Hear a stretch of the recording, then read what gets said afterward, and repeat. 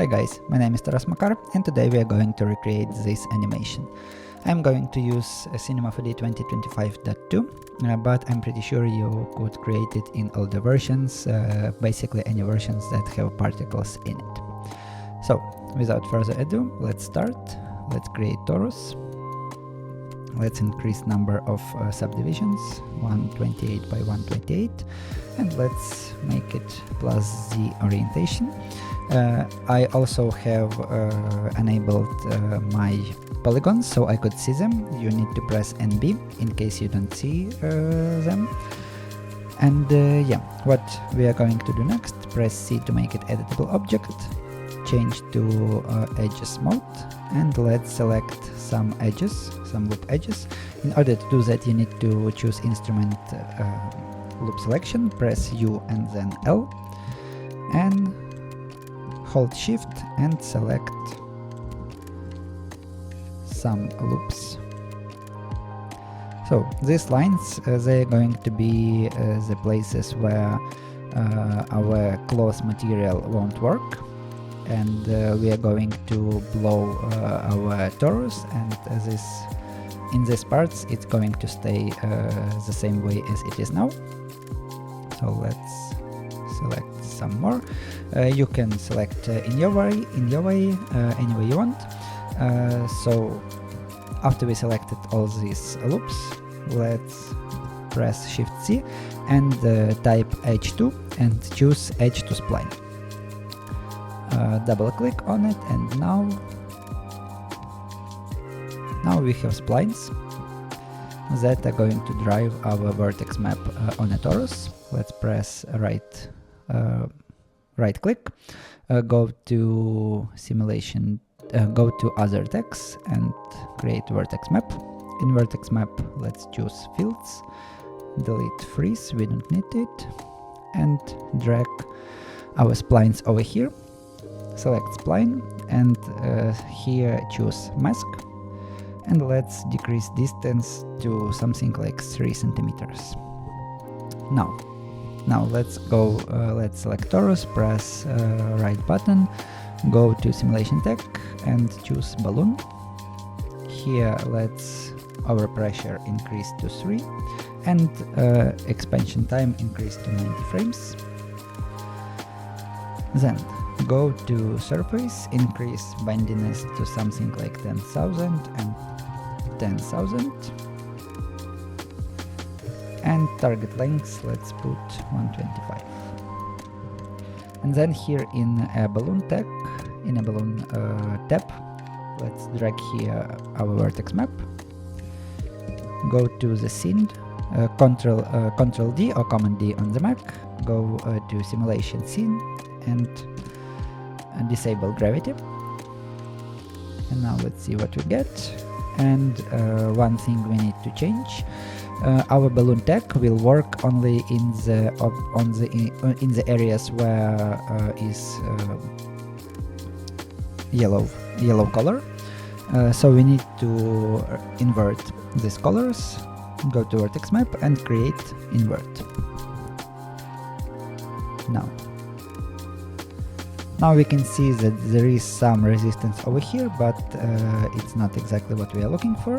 Go to balloon tag, mix animation, and enable with spins, and also drag here our vertex map. And now we have animations that we need, basically. So let's see how it works. It has some artifacts over here, so in order to change them, press Ctrl D, go to simulation, and we can increase substeps. Let's increase it to 60, increase damping to 50, and maybe increase iterations and smoothing iterations. Let's see how it works. Now our simulation will work a little slower because we added more substeps. But now it should be better.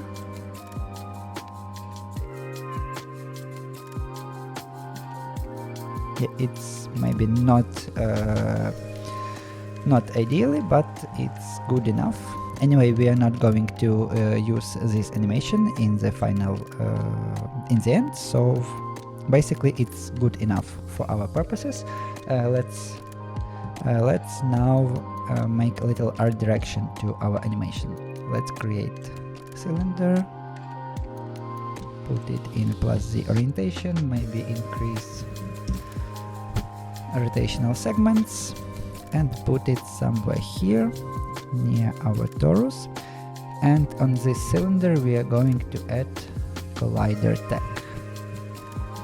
Let's copy it, for example over here, maybe increase its radius, and now put one over here. So why are we creating this? So our final shape would be a little more interesting.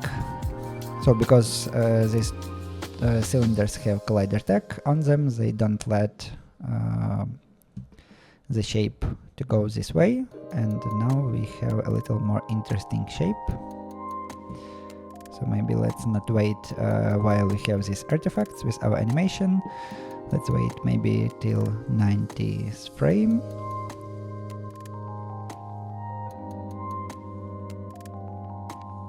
Yeah, that looks okay. Yeah, the next thing we would need to do, select this torus and press click right button and choose current state to object. And now we have this object without animation, so let's delete balloon tag over here, and we won't need this either. And let's delete balloon tag over here, and we can delete our cylinders, and we can delete splines. So now we have this shape, and let's name it end shape, and this we would name base shape. Select end shape, press right button and go to rigging text and create pose morph. In pose morph, choose select points and drag our base shape over here. Here press yes, and what it gives us the ability to animate our shape without simulation. So now let's go to animate, and we can animate it. So on the first keyframe here, let's put 100%, maybe not 100, maybe let's put 80, so it wouldn't be like perfect torus. Let's put 80, and for example on 120 let's decrease it to 0. And now we basically have our animation, but without any simulation. So let's create some simulation, and by that I mean let's create particles. Let's create mesh emitter, and if you selected end shape, it should automatically add it to here to geometry. Now let's see what we got. By the way, it's a good idea to save our project file in case it crashes, so it can happen. Let's increase rate to 10,000. Okay, maybe not 10, let's make it 5,000. Now let's go to properties, speed decrease to 30, and here variation put 15. I don't want particles to last forever, so let's check unlimited, and here put like 90 frames, so our particles would exist only for 90 frames. Let's go back to emission, here put range, and let's put 210 frames. In that way our particles will emit only during first 210 frames, and they will disappear during 90 frames. So yeah, that's pretty much everything we are going to do over here, if I'm not mistaken. And now let's move on. The next thing I want to do is take this shape and add collider node. Now let's go to modifiers and add collide.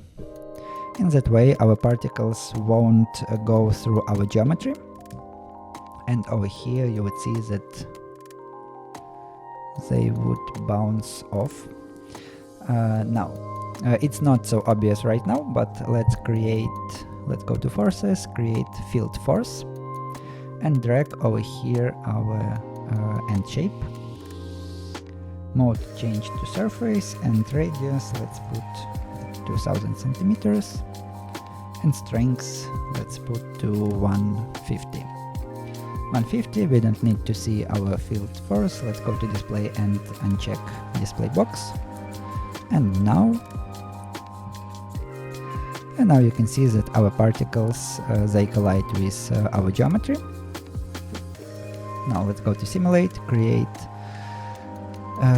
the best forces ever turbulence. Let's increase scale to 75 and strength put something like 10 centimeters. It would make the movement much more interesting, but now particles move too fast, so let's create friction, and 10 looks pretty okay. Let's try 15. 15 looks maybe even better. So now we can make this movement even a little more interesting. If we see the base animation, you can see that particles they form like islands. And how we can do it? We can go to simulate modifiers and create flock modifier. So flock modifier, it creates like islands of particles. They combine, and here we need to put 15 centimeters cohesion radius, and here we need to put 5 centimeters. That's the best configurations that worked for me. And now what we want to do, we want to make our particles, now they have the same radius, and we would like to change it. So in order to change it, go to simulate modifiers and let's create Datamapper. Let's drag it, put it on the here below our mesh emitter, so it would work correctly. And here in Datamapper, let's go to fields, and we are going to drive our data with fields. Here let's create shader field. Go to shader field, shader, choose noise, increase global scale and increase contrast. So that should work, and let's put animation 0.5. Now our Datamapper, here we choose not position but radius, and of course we don't need our particles to be that big. Let's put 5 centimeters over here, and in order so we could see them, let's check draw radius, and here just type 0 and it would put a size to 0001, and we should see the radius of our particles. And now as you can see, some particles are much bigger, and here in render view we would see it much better. So yeah, that's basically our animation. Maybe let's increase friction to something like 25. And maybe we don't want particles to disappear in the end, so let's go to properties and put here 120, so they would stay to the end of the animation. But it's totally up to you, it's just my personal preference. Now let's create background, create backdrop, put it down, scale it up. Now let's create a camera, zero it out,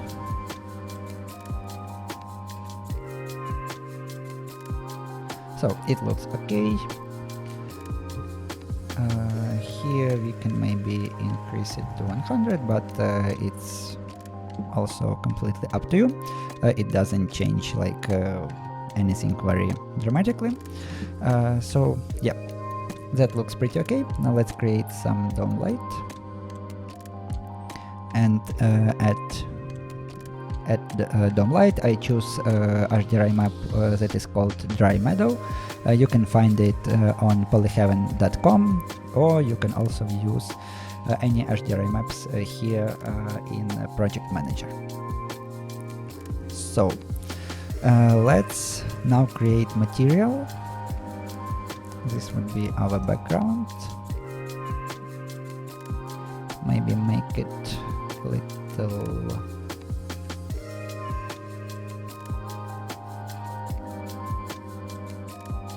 little warmer, something like that. Now let's create material for our base shape. One thing I want to do. So let's copy this end shape, delete collider map, collider tag, and what I want to do. So this shape that emits particles, let's make it not 80 but 90%.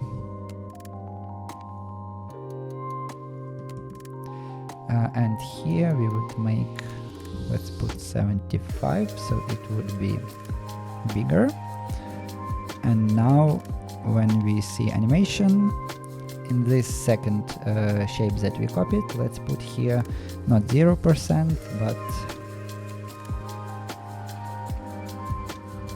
-15.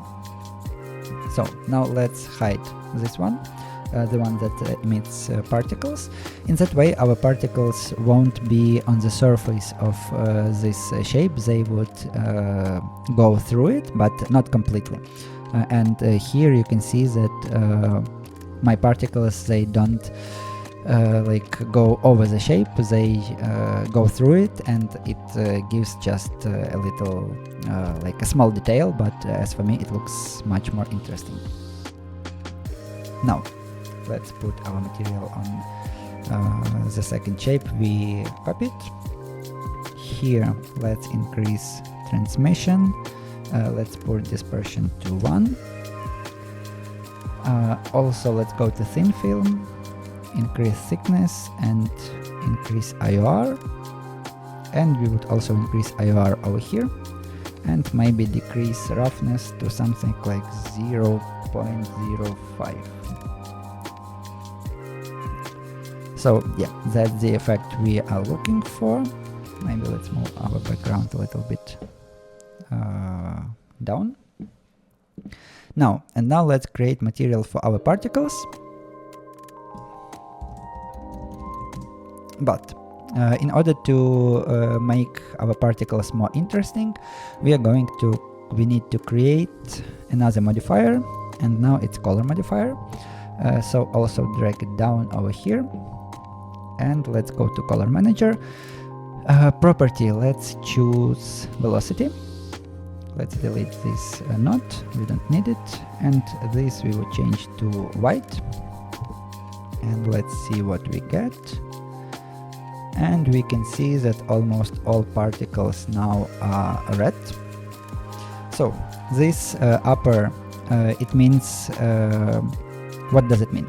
This lower means that all particles that have the speed of 0, they would be red, and all particles that have the speed of 100, they would be white. And of course, for example, particles that have the speed of 50 centimeters, they would be this pinkish color. But of course, our particle, as we see now, they don't move as fast. So let's change it from 100 to 40, for example. And now we would see much more white particles, because there are particles that move with the velocity of 40 centimeters. And that's what we need. Let's open our particle material, drag it over here. Let's press C and create color user data.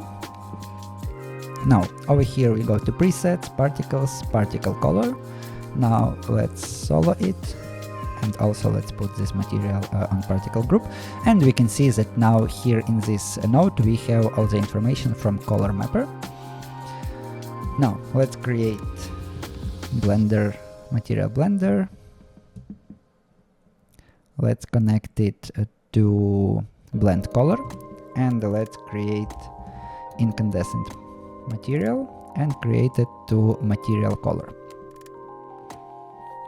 And now we should see that some particles start glowing. Let's increase here to 10. But now it looks like almost all of them are glowing because we have too many particles that are like, if we watch here, if you look here, too many particles are at this area that are pinkish, and only some particles are red. So let's make it a little bit more contrasty. Let's create ramp node. Let's solo it, and as you can see, almost all particles are gray. So let's increase our black value and make overall more contrast. And now if we would look, so let's make it red for now. And now as you can see, there are particles that completely red, so completely this first material, and there are particles that are glowing that are this material. So let's change here to temperature and make them much warmer. And the next thing we are going to do is to use this node to drive the color of particles. Let's connect, and now they are still red, nothing changed, but we can press C, create another ramp, put it over here, and now here we can drive colors of our particles as we want. For example, I can add more yellow, maybe this one make something like pink.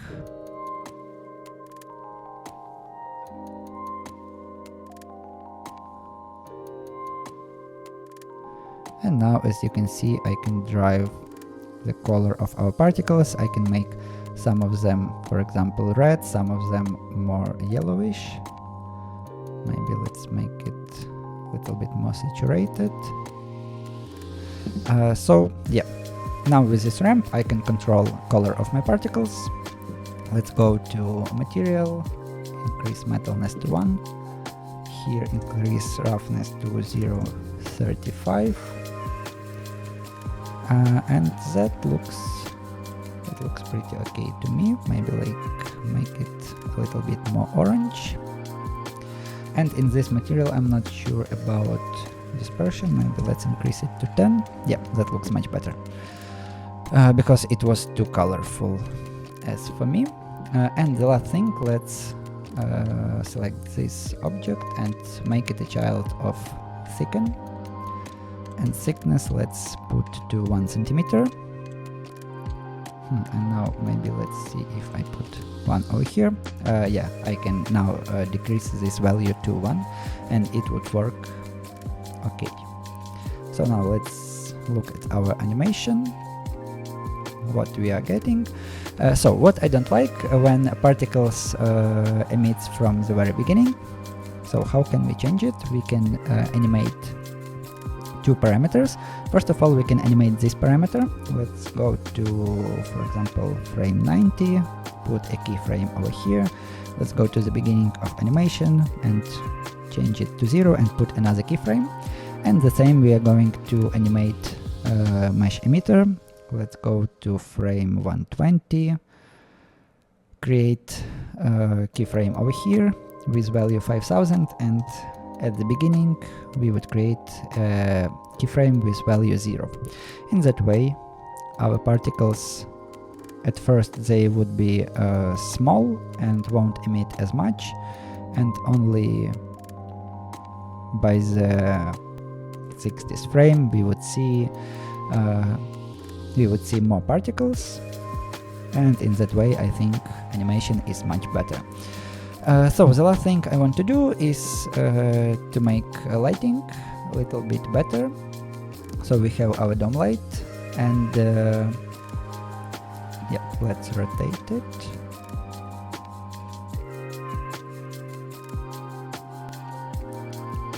So this looks much better. Maybe let's increase it, increase exposure, but I don't like this harsh shadow. So in order to fix it, I go to project, and here in exclude I drop my background. So this would be main dome light. Let's create it, let's copy it, call it BG, and here in project I change exclude to include, and maybe here I would decrease intensity to 0. And now let's create area light. So area light, go to project, and here include, I drag over here background, and this area light would affect only background. So I guess my dome light would be, I need to make it not that strong, or maybe even change it to a less bright dome light. Yes, that works better. And now this area light, it shine only on background, but if I put it behind my my model, you can see that it gives this very harsh line. So let's put it before. Maybe let's decrease intensity to something like 50. Drag it over here. So now I have this weird line. Okay, we need to increase roughness over here to something like 0.7. Yes, that looks better. Maybe let's decrease here intensity to 25. Let's change to temperature and make it much colder. In that way we would have this nice purplish color.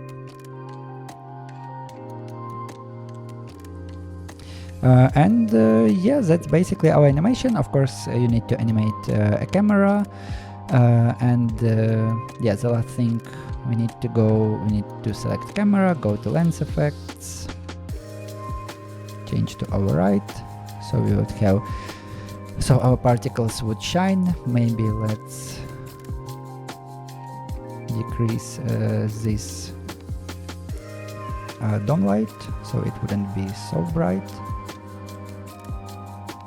And yeah, now our background would be more like cold color because of our light, and our particles would be very warm colors with glowing, and that should separate this object from the background.